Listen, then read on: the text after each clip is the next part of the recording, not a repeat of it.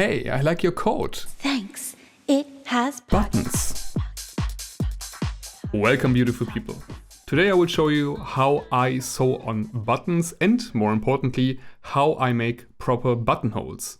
If you were looking for some moody and aesthetic video, I'm sorry, this is not the one. This will be quite technical, but one of the next videos in turn will be about how to make a waistcoat. Maybe you've seen it in the back. And in this video then, I think I will be more entertaining because I can refer for details to this tutorial on buttons and buttonholes, as well as another tutorial video I already made about welted pockets. I'm already talking too much, but final disclaimer, I'm not a professional. Cool? Then let's get started. So, what do we need? Let's say we have a garment that has two sides, one where we want to put the buttons and one where we want to put the buttonholes.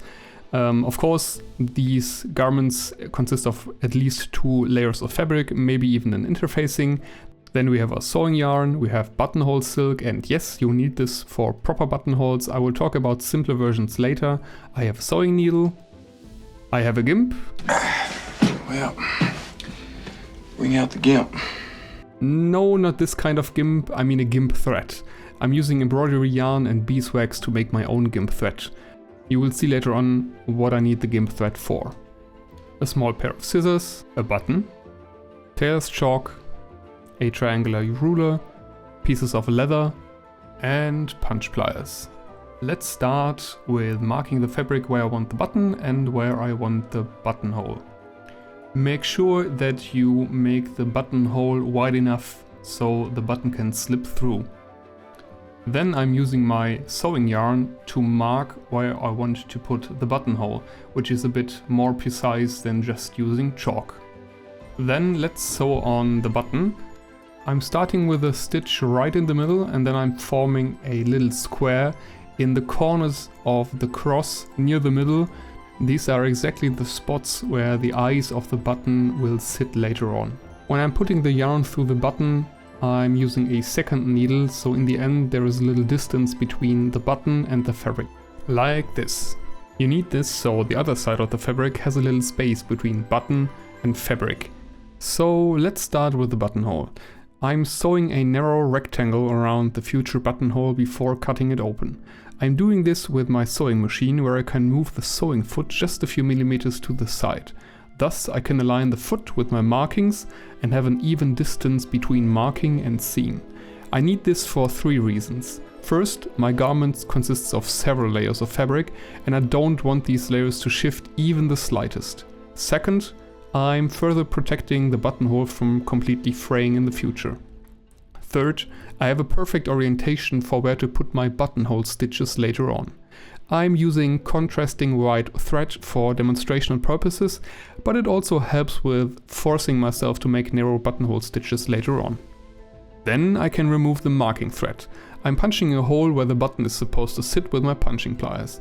Finally, I'm cutting the buttonhole open. Professionals would use textile glue on the freshly cut edges at this point, which would lead to an even prettier buttonhole. But I don't. I'm not a pro.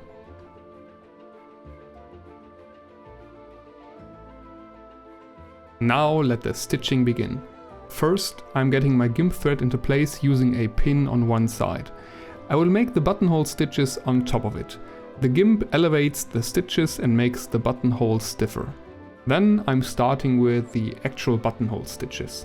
I'm pushing my needle from below right outside the rectangle. The stitches need to be close together and evenly distributed so the white rectangle disappears in the end and it looks nice enough.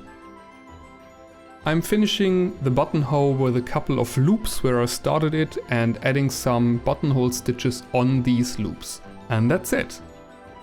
It is said that you need to make 100 buttonholes before you can make your first good one, but I'm already happy enough with the buttonholes I'm making before number 100. Now this is how it looks if you don't use a gimp thread and regular sewing yarn instead of buttonhole silk. This is a machine-made buttonhole. This is the lapel buttonhole of my 1910s frock coat, and these are buttonholes on 2 of my bespoke suits. Have fun sewing and let me know in the comment section if this was useful. I'd really appreciate if you would subscribe to my channel if you haven't already. Here you can watch the tutorial video on traditional welt pockets. Later on, you can watch the video on how to make a waistcoat. Here, below, you have 2 more suggestions to spend more time on my channel. Thank you, stay safe, and see you soon. Bye.